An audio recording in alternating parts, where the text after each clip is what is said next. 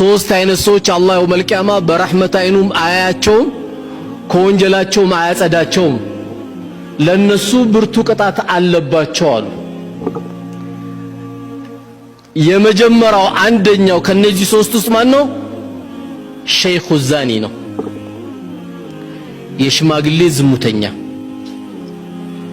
ስሜቱ በርዶለት ተስቢህ ተህሊል ተህሚድ አድርጎ ወደ ቂብላ ዞሮ የመስጊድ ውበት የሽማግሌ ውበት መሆን ሲገባው ከዚያ አጸያፊ ነገር ያልወጣ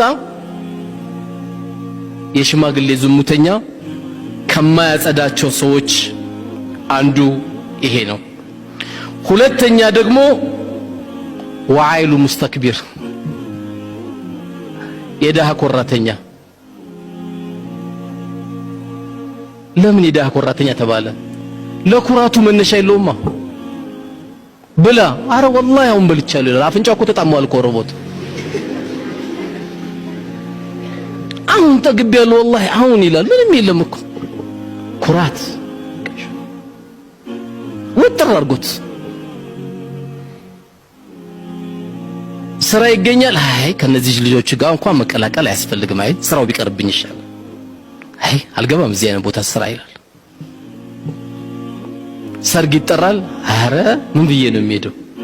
ደግሞ ከነዛ ጋር ልቀላቀል? ማን አንተ? አሁን ከየቱ ጋር አንተ ያለው? የለህም እኮ ምድር ላይ የለህም።